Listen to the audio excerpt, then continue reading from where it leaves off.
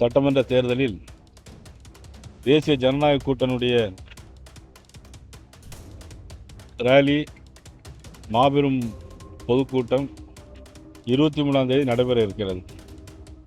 மாண்புமிகு பாரத பிரதமர் நரேந்திர மோடி அவர்கள் அதில் தலைமையேற்று உரையாற்ற இருக்கிறார்கள். தேசிய ஜனநாயக கூட்டணியில் உள்ள கட்சிகள் எல்லாம் அதில் அங்கம் பெறும். அது சமயம் இந்த இடங்களை தேர்வு செய்வதற்காக அது மதுரையில் இந்த இடத்தில் நடத்தலாமா அல்லது சென்னையில் நடத்தலாமா அல்லது திருச்சியில் நடத்தலாமா என்கின்ற விதத்தின் அடிப்படையிலும் இன்றைக்கு இந்த இடத்தை பார்வையிடுவதற்காக வந்திருக்கிறோம். அண்ணா திராவிட முன்னேற்ற கழகத்தினுடைய அமைச்சர்கள் மதிப்புக்குரிய செல்லூர் ராஜா அவர்கள், உதயகுமார் அவர்கள் மற்றும் ராஜன் செல்லப்பா அவர்களும் வந்து கலந்து இந்த இடத்தை மதுரையாக இருந்தால் இந்த இடம் தேர்வு செய்யப்படும் என்பதை சொல்லியிருக்கோம். இல்லை இன்னும் ஃபைனலைஸ் ஆகலை. மதுரைன்னா அந்த இடத்துல வச்சுருக்குறோம். அடுத்து இன்னும் 2 இடத்த சென்னையில் அதில் பார்க்க சொல்லியிருக்கோம். தேதி அதே தேதி 23ஆம் தேதி. இல்லை நலத்திட்ட உதவிகள் எதுவுமே இல்லை. முழுக்க வந்து தேசிய ஜனநாயக கூட்டணியுடைய பொலிட்டிக்கல் மீட்டிங். தேசிய ஜனநாயக கூட்டணி தலைவர் இருப்பாங்க, தேமுதிக இருப்பாங்க, அது இனிமேல் தான் முடிவு செய்யணும். வேற யாரெல்லாம் அவர் வரதுக்குள்ள கூட்டணி இறுதி செய்ய போறீங்க? 20ஆம் தேதிக்குள்ள தலைவர் வர்றாரு, அதுலயே வந்து கூட்டணி கட்சி தலைவர்கள் ஒரே மேடையில பங்கேற்பாங்கன்னு சொல்லியிருக்காங்க. அது வந்து தமிழ்நாட்டினுடைய தேசிய ஜனநாயக கூட்டணி தலைவராக கூடிய அண்ணன் இபிஎஸ் அவர்களும் இந்த தேர்தல் பொறுப்பாளர்கள் மதிப்புக்குரிய பீஸ் கோயல்ஜி அவர்கள் மற்றும் உள்துறை அமைச்சர் அவர்கள் அது குறித்து முடிவு செய்வார். சார், இது அன்புமணி வருகை வந்து ராமதாஸ் வந்து முழுக்க சட்டவிரோதம், திரும்ப எலெக்ஷன் கமிஷன் போயிருக்காரு, அவரோட கூட்டணி பேசுறது அப்படிங்கிறது இல்லை, அதை பற்றி அது அவங்களுடைய உள்கட்சி பிரச்சனை. அது நம்ம வந்து திரு அன்புமணி அவர்கள் கூட அலைன்ஸ் வச்சுருக்கோம். அதை பற்றி நம்ம கருத்தை சொல்ல முடியும்.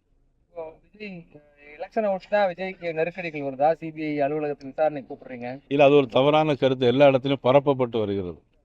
மதிப்புக்குரிய விஜய் அவர்களுக்கு எந்த விதமான நெருக்கடி கொடுக்க வேண்டிய அவசியம் அவங்களுக்கு ஏற்கனவே எந்த காலத்திலும் ஏற்பட்டது கிடையாது. அவர் ஒரு கட்சி நடத்துகிறார், நாங்கள் தேசிய ஜனநாயக கூட்டணி நடக்கிறோம். அவர்களுக்கு நெருக்கடி கொடுக்க வேண்டிய அவசியம் உங்களுக்கு எதுவும் இல்லை. பராசக்தி படத்துல வந்து காங்கிரஸை வந்து தவறாக காட்டுறாங்க, மாணிக்கம் தவறு போகும். நீங்க பராசக்தி படம் பார்த்தீங்களா? நான் பராசக்தி படம் பார்க்கல. பழைய பராசக்தி படம் பார்த்துருக்கேன். பழைய பராசக்தி, ஒரிஜினல் பராசக்தி, அது ஒரிஜினல் பராசக்தி பார்த்துருக்கேன். அப்போ காங்கிரஸ் ஆட்சி காலத்தில் அந்த பராசக்தி படத்துக்கு நிறைய தடைகள் கொடுத்ததா, சென்சார் போர்டில் கொடுத்ததா நான் பத்திரிகையில் படிச்சிருக்கேன்.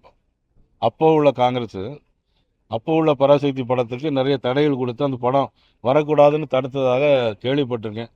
அநேகமாக அந்த டைமில் நீங்களாம் பிறந்திருக்க மாட்டீங்கன்னு நினைக்கிறேன்.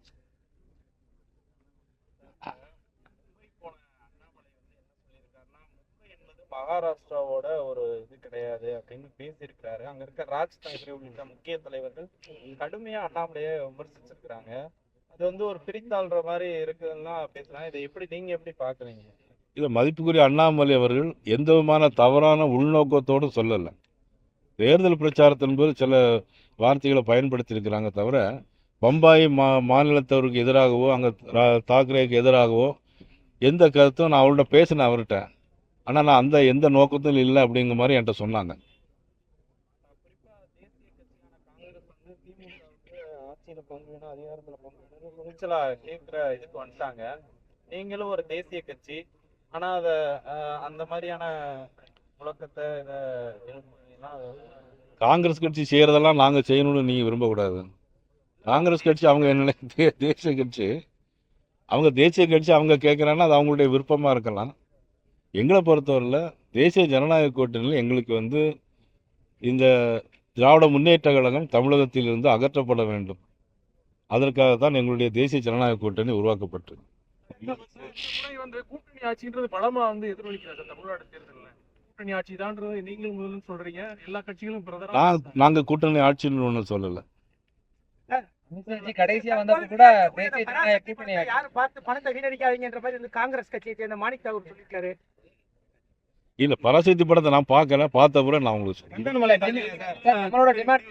சார், இந்திய கூட்டணி சார் 23ஆம் தேதி பொதுக்கூட்டம் ஃபைனல் பண்ணிடுவீங்களா? கூட்டணி கட்சிகள் எல்லாம் முடிவு செஞ்சுருக்கீங்களா? பொறுத்திருந்து பாருங்க. சார் கண்டிப்பா நமக்கு டிமாண்ட் என்ன சார் அலையன்ஸ் நமக்கு டிமாண்ட் என்ன சார்? நமக்கு என்ன டிமாண்ட்? காங்கிரஸ் செய்யறத செய்ய எங்களுடைய டிமாண்ட் வந்து தமிழக மக்கள்கிட்ட எங்களுடைய டிமாண்ட் வந்து திமுக ஆட்சி அகற்றப்படணும் அப்படிங்கிறது. அமித்ஷா அவர்கள் கேட்கிறதா யூபிஎஸ் கேட்கிறதா செய்திகள் பரவுது. அது ஒன்றும் அது வதந்திகள், பொய் செய்திகள். அவ்வளவு திருப்பரங்குன்றம் வருவாங்களா சார் முருகன் கோயிலுக்கு? எப்படிங்க? மதுரைக்கு மோடி அவர்கள் வந்தாங்கன்னா திருப்பரங்குன்றம் முருகன் கோயிலுக்கு வருவாங்க. அதாவது அவங்களுடைய வேலை பழுவை பொறுத்தது. மதுரைக்கு வரும்போது வாய்ப்புகள் இருக்கிறது. சார் அலையன்ஸ்ல டிடிவி ஓபிஎஸ்க்கு இடம் இருக்கா சார்?